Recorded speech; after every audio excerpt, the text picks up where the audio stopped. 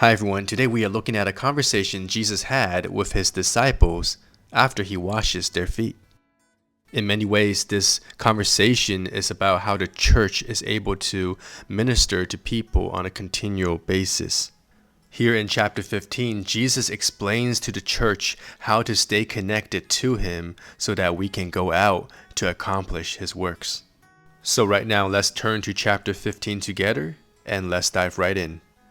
Jesus, knowing that his time with his disciples was coming to an end, he begins to tell them his final words before he goes to the cross. He says, "Abide in me, and I in you, as the branch cannot bear fruit of itself unless it abides in the vine. Neither can you unless you abide in me." Notice how the phrase "abide in me" appears over and over again in this conversation. That's when you know something is important. In the next few sentences, Jesus says, "Abide in me" 3 more times. But what does it mean to abide?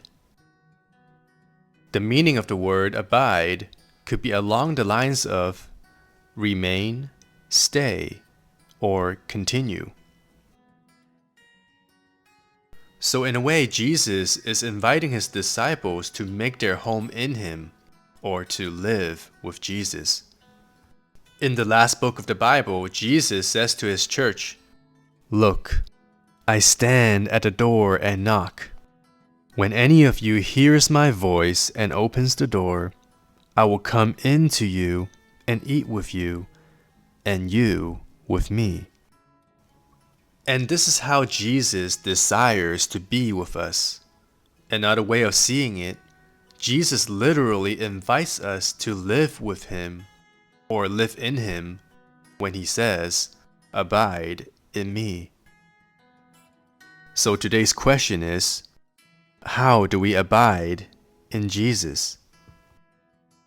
The first step to abiding in Jesus is by talking to him honestly. We saw an example of this when Jesus had his first conversations with his disciples. When they asked Jesus where he was staying, it says they remained with him that day. Notice the abiding words used in this sentence. This is also true with the Samaritan woman at the well. After having an honest conversation with Jesus, she ran to the city, and many Samaritans believed and urged him to stay with them. And Jesus stayed there for 2 days.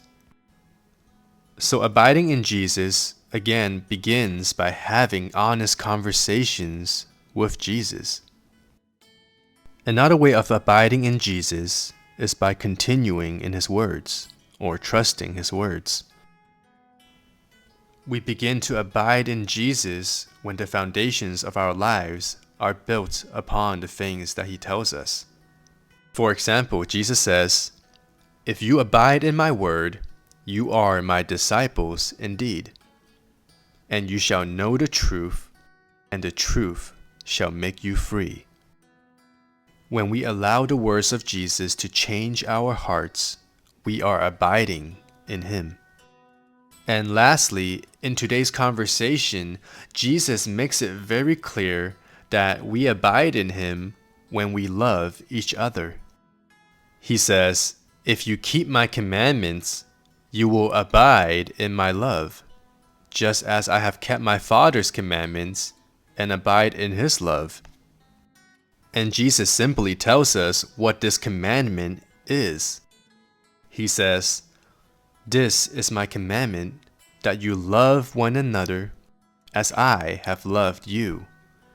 Greater love has no one than this, than to lay down one's life for his friends." So being with Jesus is more than just about hanging out with him in today's story. It is about how we can participate in making our home in him. So the concept of abiding is absolutely necessary as believers. It is the fuel that drives our ministry. As we learn to be attached to Jesus, just as a tree branch is attached to the trunk of a tree, we will be able to bear much fruit and our lives will be meaningful just as God had intended it to be.